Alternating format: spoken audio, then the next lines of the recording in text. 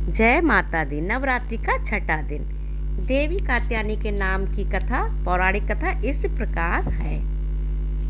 माँ दुर्गा की छठवीं शक्ति है माँ कात्यायनी। नवरात्रि में छठे दिन माँ कात्यायनी की पूजा की जाती है। इनकी उपासना आराधना से भक्तों को बड़ी आसानी से अर्थ, काम और मोक्ष चारों फलों की प्राप्ति होती है।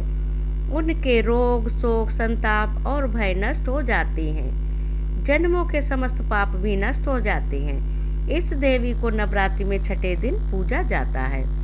कात्य गोत्र में विश्व प्रसिद्ध महर्षि कात्यायन ने भगवती पराम्बा की उपासना की, कठिन तपस्या की। उनकी इच्छा थी कि उन्हें पुत्री प्राप्त हो। माँ भगवती ने उनके घर में पुत्री के रूप में जन्म लिया, इसीलिए यह देवी कात्यायनी कहलाई।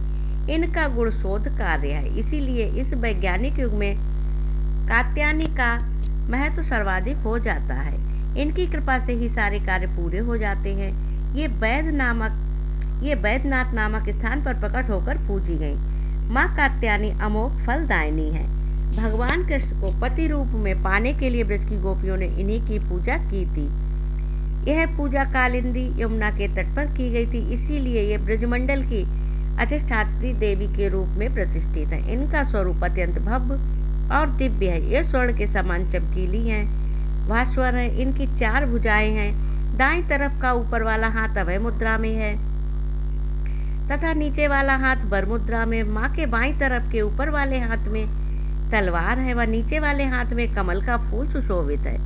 इनका वाहन भी सिंह है। इनकी उपासना और आराधना से भक्तों को बड़ी आसानी से अर्थ, धर्म, काम और मोक्ष चारों फलों की प्राप्ति होती है। भक्तों के रोग, शोक, संताप और भय नष्ट हो जाते हैं। जन्मों के समस्त पाप भी नष्ट हो जाते हैं। इसीलिए कहा जाता है कि इस देवी की उपासना करने से परम पद की प्राप्ति होती है। इस कथा को सुनने से जन्मों के पाप नष्ट हो जाते हैं। इस कथा को जो भी पढ़ता सुनता है उसकी सारी इच्छाएं पूर्ण हो जाती है। बोलिए कात्यायनी माता की जय।